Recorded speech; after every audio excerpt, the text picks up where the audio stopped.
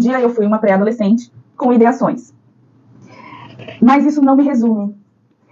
Eu precisei enfrentar essa batalha durante muitos anos e eu convivi com essa realidade até a minha vida adulta, quando eu pude fazer escolhas e encontrar ajuda para dar os passos necessários para que eu pudesse viver amando a vida, para que eu pudesse realmente ter um motivo para enfrentar dia após dia. E ao longo desse meu trabalho, dessa minha jornada de autoconhecimento e de decisão, que foi uma decisão que eu tomei, eu fui escrevendo uns recadinhos para aqueles momentos em que eu já não estava tão disposta, ou que eu me sentia menos empoderada. E esses recadinhos ganharam forma, ganharam cor, fizeram uma enorme diferença na minha vida e viraram este livro para que pudesse fazer a diferença na vida de outras pessoas também. Mas o meu objetivo aqui é simplesmente fazê-los perceber que nós podemos ter esperança. Nós podemos acreditar no amanhã, mesmo em meio a desafios e adversidades muito grandes. Tão grandes a ponto de tirar da nossa vida a esperança de que viver faz sentido. Algo que qualquer pessoa que pensa em desistir da vida precisa buscar com muita determinação, e algo que, quando não faz parte da nossa vida, nos conduz ao comportamento de risco, ao comportamento autodestrutivo, é a esperança. Né? A esperança talvez seja um dos fatores de proteção mais importantes para que a gente possa continuar vivendo. E eu espero, com a minha experiência, né, de vida, de uma sobrevivente, de uma pessoa que lutou durante muitos anos contra as ideações suicidas, eu espero que eu possa te inspirar hoje a acreditar, a ter esperança. Porque essa foi essa palavra que me motivou a escrever essa dedicatória. A esperança de que algum dia alguém poderia ler ou ouvir sobre o que aconteceu comigo e com tantas outras pessoas que venceram essa batalha e tivessem nisso uma esperança de que podem também encontrar flexibilidade e força para lidar com seus problemas pessoais. Então, um pouquinho antes de eu escrever meu livro, a primeira coisa que eu fiz foi criar um controle e descobrir se eu realmente tinha um problema com as ideações suicidas. Porque vocês sabem que muitas pessoas não têm clareza de que elas estão vivendo um comportamento suicida.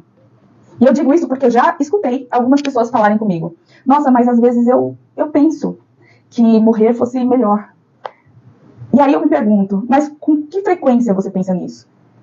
E eu percebo que muitas pessoas têm ideações, muitas vezes chegam à etapa de plano, muitas pessoas têm uma ideação rígida, que é quando a pessoa já tomou aquela decisão na vida dela e ela não enxerga mais uma saída. E muitos não têm noção de que isso faz parte de um adoecimento psíquico. Que isso fala de uma dor muito grande que você está enfrentando e que é possível viver sem essa dor.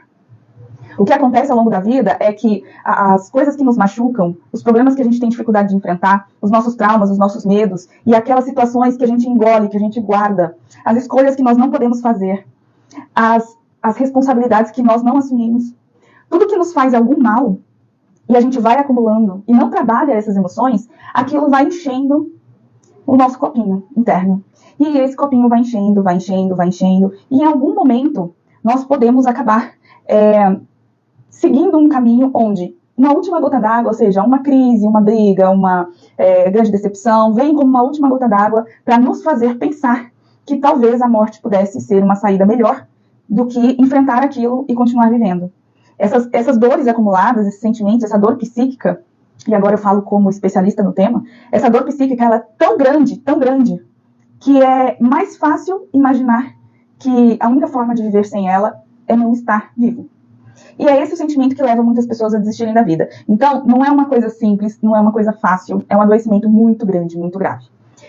Quando eu percebi que eu estava constantemente pensando nessa hipótese, quando eu me via diante de alguns problemas e eu me pegava considerando essa alternativa como algo que poderia acontecer, eu decidi que isso não devia fazer parte da minha vida, porque eu tinha um filho, porque eu tinha coisas que eu gostaria de viver, e eu achava que eu tinha potência para viver.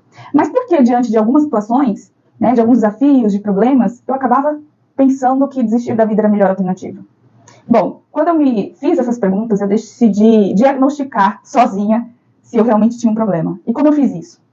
Eu criei um calendário no meu celular mesmo, onde eu ia definindo de 1 a 3, quando eu tinha o pensamento, quando eu planejava e quando eu chegava perto de uma tentativa. Depois de 2 meses eu percebi que eu realmente tinha um problema, que eu estava enfrentando um problema.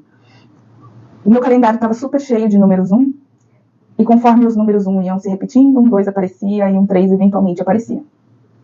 Bom, com esse diagnóstico, né, que eu me auto-infligi, né, que eu fiz para mim mesma, eu percebi que eu precisava de ajuda.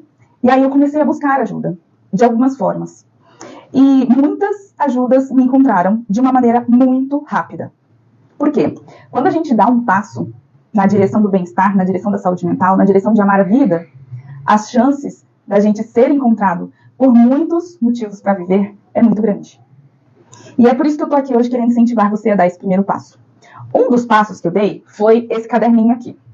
Esse caderno, eu comecei a escrever motivos de gratidão, elogios que eu recebia, qualidades, sonhos, coisas que eu gostaria de fazer. Mas eu tinha toda uma rotina para fazer isso, né? Eu tinha alguns objetivos, né? Por exemplo, aqui, ó, 50 motivos de gratidão. Eu tinha que escrever, às vezes, em um dia, 50 motivos de gratidão. Às vezes, em outro dia, eu precisava escrever 10 elogios recebidos ou 10 características positivas. 2 decisões que mudaram a minha vida. Esse material, ele surgiu a partir de eu não sei se era um congresso, mas de um evento de inteligência emocional que eu participei, que tinha algumas etapas a cumprir depois do evento. E algumas das etapas era fazer esse exercício, mas também tinha livros que eu devia ler, filmes que eu devia assistir. Essa já foi uma etapa avançada, um pouco antes do meu livro surgir. Aliás, esse evento foi um dos motivos pelos quais meu livro ganhou corpo. Mas a jornada tinha iniciado um pouquinho antes, quando eu me abri para essa possibilidade. E é como quando você se abre para essa possibilidade e você busca por ajuda. No meu caso, um belo dia eu sentei na cama e fiz um pedido muito, muito, muito intenso para o universo, para a espiritualidade, e pedi que eu realmente conseguisse tirar da minha vida esse desafio, que era as ideações suicidas. Porque eu não queria morrer, eu queria viver, eu queria ver meu filho crescer. Então eu pedi com muita fé que isso acabasse. Bom, eu comecei a receber as respostas, mas não foi um milagre. Eu precisei dar os passos necessários e fazer o trajeto, caminhar essa jornada, para que isso de fato gerasse uma transformação na minha vida.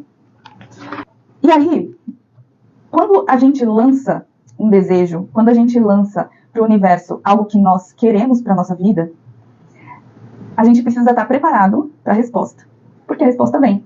É como quando você lança uma pedra no lago. Quando você lança a pedra no lago, muitas vezes ela vai quicar, em algumas vezes ela vai afundar, mas em todas as vezes ela vai gerar um efeito muito grande de ondas, de movimentações naquela água. Quando você joga uma pedrinha, ela começa a gerar uma movimentação no lago, aonde o efeito daquela primeira ação começa a se expandir. E esse efeito vai gerando outros movimentos naquela água. Isso acontece quando você dá seu primeiro passo no destino a qualquer movimento, a qualquer atitude. Isso acontece com a gente. E aqui eu falo um pouquinho sobre isso logo no início do livro, quando eu digo assim: meu objetivo principal com esse livro é prevenir que pessoas especiais como você desistam de suas vidas. Tantas pessoas passam por problemas assim como eu passei, e quantas vezes não sabemos como sair de situações, não é mesmo? Não entendemos, na maioria dos casos, que tudo é passageiro, que coisas boas nascem, algumas vezes, de momentos ruins, que mudanças e transformações são necessárias. Então eu decidi escrever esse livro e até me expor um pouquinho, que de fato é uma exposição, né? Para lhe provar que é possível superar o desejo de desistir da vida. E não só é possível, mas também necessário. Pois uma pequena mudança em você causa uma grande mudança ao seu redor.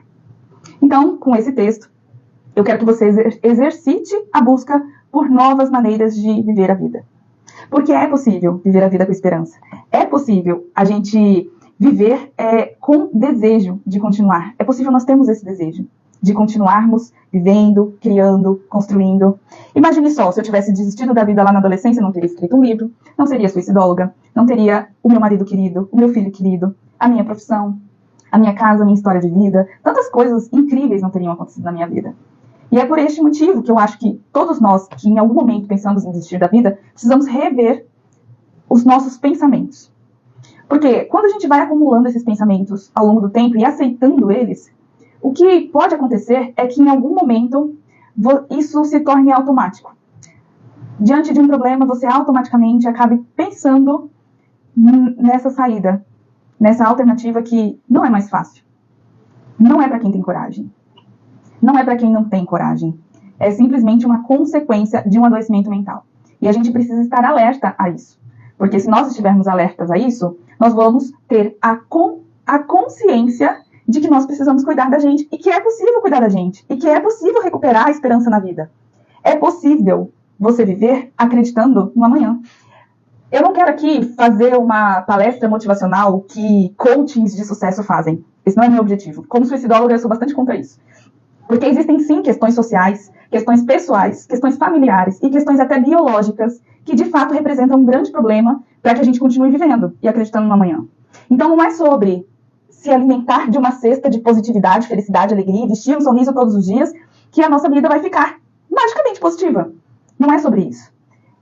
O meu livro ele fala muito sobre nós acolhermos os momentos felizes e os momentos de desafio, vivermos esses momentos, assumirmos a nossa parcela de responsabilidade em relação à realidade que a gente está vivendo e seguir, acreditando que um dia vai ser melhor que o outro. E que vão ter dias ruins. Vai ter. Mas o que eu espero é ter força, flexibilidade e clareza dos meus motivos para viver. Tá? Então, o primeiro capítulo do livro é justamente sobre desistir não é a solução. Por que eu escrevi esse primeiro capítulo? Porque meu objetivo é que, logo no início do livro, você assuma um compromisso, que é o compromisso de continuar vivendo. Eu escolho a vida. Eu escolho pulsar vida. Eu escolho continuar acreditando no amanhã. Recuperar a esperança de que é possível ser feliz, mesmo com os desafios que a vida nos coloca, mas ter crença no próximo dia, de que eu vou ter forças para enfrentar as dificuldades, de que eu vou ter flexibilidade para enfrentar o que tiver que ser enfrentado. Quando eu falo sobre desistir não é a solução, nesse capítulo aqui, eu faço uma comparação entre a nossa vida e um jogo de videogame.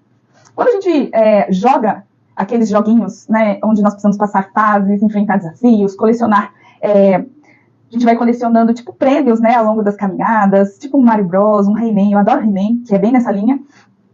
A gente percebe que a cada fase nós precisamos estar atentos ao que nós queremos coletar em relação a potenciais, a dons, a habilidades, a vidas, né? A gente precisa ir colecionando aqueles prêmiozinhos que estão no joguinho para que a gente consiga ir passando etapa a etapa. Da mesma forma, é a vida. Conforme nós vamos vivendo e conforme nós vamos enfrentando as nossas dificuldades, a gente vai colecionando habilidades. A gente vai conquistando cada vez mais flexibilidade para ser feliz e também para enfrentar os momentos mais difíceis. Nós precisamos ter equilíbrio em todas as situações. Nas situações mais difíceis, mais tristes, assim como nas situações felizes. Nós precisamos ter clareza de que esse movimento de alegria e tristeza, nós temos que buscar o equilíbrio. Para que na felicidade a gente não intoxique o nosso corpo, se viciando naquela energia que vai passar. Para que a gente não sofra demais quando a gente estiver no outro movimento. E nesse outro movimento, acolher a gente. Nos acolher, viver ele. E se a gente tiver que viver um momento triste, sentir este momento. Eu espero que isso tenha plantado uma sementinha no coração de vocês, no sentido de amarem a vida e acreditarem que é possível viver, e independente das nossas adversidades. Tá bom? Se tiverem dúvidas, me mandem no meu perfil. Um grande beijo. Fiquem bem.